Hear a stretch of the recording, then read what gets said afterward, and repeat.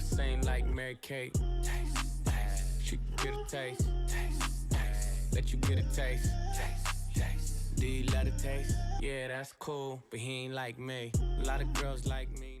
Welcome back. So I filled in my eyebrows with my Kat Von D Super Brow Pomade and Walnut, and then I carved them out with the p.louise base in the shade Rumor 5.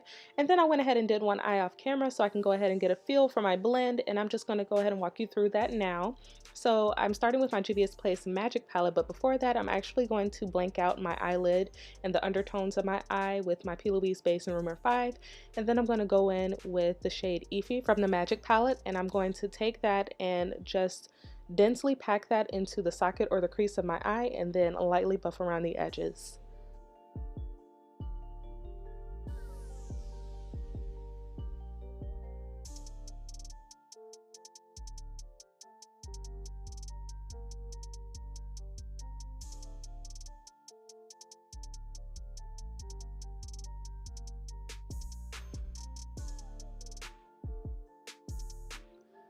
Now to further blend out that deep eggplant tone, I'm going to go into my Zulu palette by Juvia's Place, and I'm actually going to take this reddish pink that you see on the bottom in the middle. I don't believe this palette has names on it, but the colors are very unique, so you can tell them from one another. And I'm taking that on a more fluffy tapered blending brush, and I'm actually going to buff that through the transition area of my eye around that purple. And don't forget to take that color all the way around the socket to your lower lash line and blend that out as well down there, because we want to create more of a rounded shape with the eye and make it complement the socket shape of the eye. And if you feel like you've gone down too far with the colors, you can always go back in with concealer later to blend that out. Also, make sure you don't take that red all the way up to the brow bone, because we are going to fit in another blending color, and you don't want to have red all the way up to the brow bone because it doesn't look as natural. Now going into that mustard yellow from the Zulu palette on another taper blending brush, I'm going to buff that through the brow bone instead of using a highlight shade under my brow bone, and I'm going to buff that around all of the color around my eye to better blend it with my skin tone and to make a softer transition and diffuse out those edges. And if you feel like at any time you lose the intensity of any of your previous colors, p.louise likes to call these your sandwich stages, just make sure you go in with those previous brushes and those colors and pack those in some more and just blend out your edges as you go, because you want to make sure the colors pop with this look.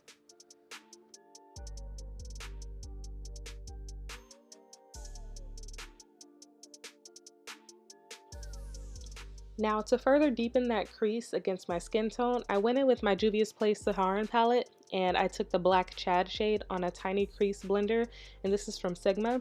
And I just buffed that right into that crease or that socket area right above where I plan to cut the crease.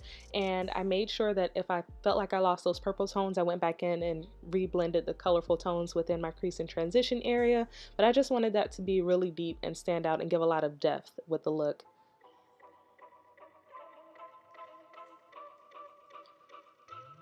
Once I felt like I got my blend right, I went in and cut my crease with my p.louise base in the shade 0.5, and this is sort of an off-white eggshell shade, but again, I went ahead and did one crease off your white camera, so this works for me. But if you're a little bit more pale, you might want to invest in the shade 0, which is a pure white from her.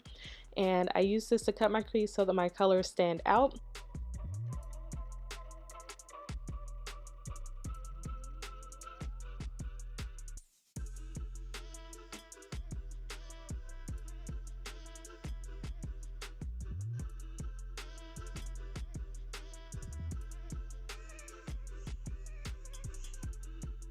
And then I went ahead and did one crease off camera and came right back. And now I'm just going to show you how I did that. So I took my Callus eyelash adhesive, which is a latex-free eyelash glue, and then I just painted that onto the cut crease with a flat synthetic brush. Then I went in with my Mica Beauty Cosmetics pigment in the shade Carnival, which is honestly the most stunning gold. It's my favorite gold in my collection. And I just packed that onto the eyelash adhesive to create sort of a foil look that won't budge. Now, in retrospect, it might have been easier to work in sections instead of painting the entire lid with glue all at once, so just keep that in mind if you recreate this technique. But I went ahead and moved on by carving out the crease one more time with some golden liner from Ruby Kisses. This is a metallic gold liner, and I just did this because to me, I felt like the cut on the crease didn't look as crisp with the pigment over it, but you don't necessarily have to do this step.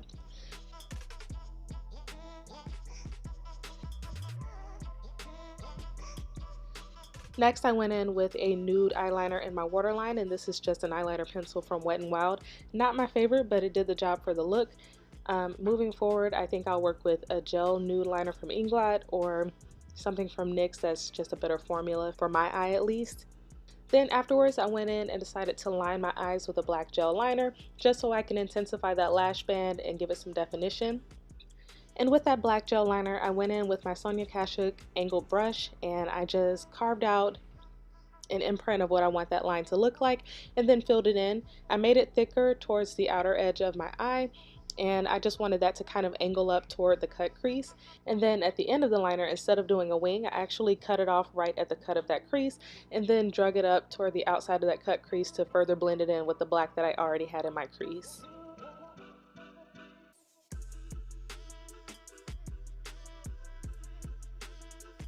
Once that eyeliner was done, I popped on some wispy lashes off camera, then I moved into my foundation with my Maybelline Superstay foundation in the shade 356 Warm Coconut.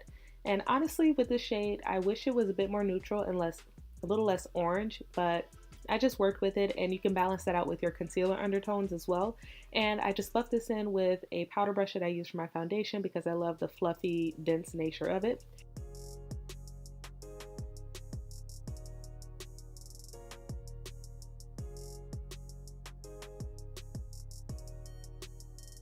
And then after that, I moved into my concealer, first highlighting with my Anastasia Beverly Hills concealer in the shade 6.0. And I applied that to my under eye area as well as the T-zone. And then to brighten that up a bit more, I actually went in with my Tarte concealer in the shade Deep. This is a Shape Tape concealer. And I used that to apply a little bit more brightness to those same areas and a bit more of the yellow tone to balance out the orangeness of my foundation.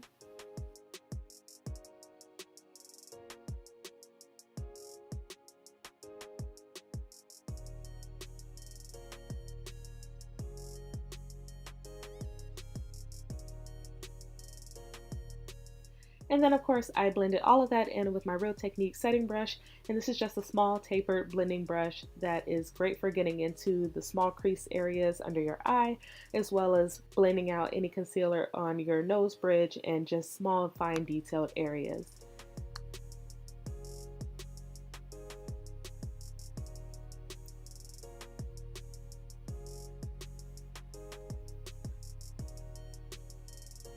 After blending out the concealer, I went back in with that same brush that I used for my foundation just to marry together the tones between the foundation and the highlight and make a more seamless transition by blending those edges together.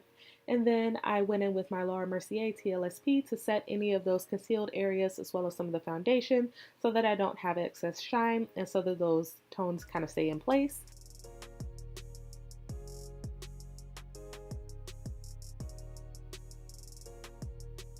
Then for contour, I moved in with my Black Radiance True Complexion Contour Palette in medium to dark, and I mixed together the Sculpt and Contour shades in that palette just so I don't have a harsh contour, and this just gave me a little bit more definition under those cheekbones and then under the jawline and across the forehead as well because she's quite large, honey.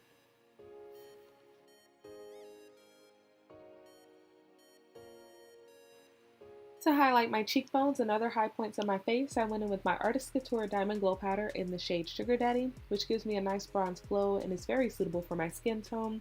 And after buffing that on, I actually went in with a powder brush, just dry with no product, to blend away any excess product and marry together all of the different shades and powders that I had on my face. Then I went in with my MAC Fix Plus spray to go ahead and marry together those powders and give me more of a skin-like finish. Now moving on to lips, I'm taking a dark brown lip pencil from Nicka K Cosmetics. This may be the shade Cocoa, I think that's what it is. And I just defined my lip shape with that pencil.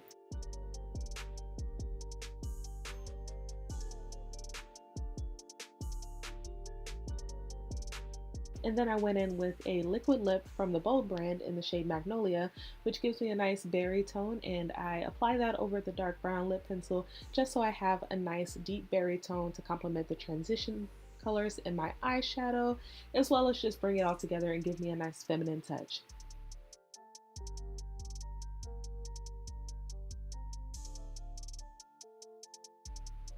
So that's all for this look. I really hope you all enjoyed it, and let me know what you think down below, and I will see you in the next video. Bye!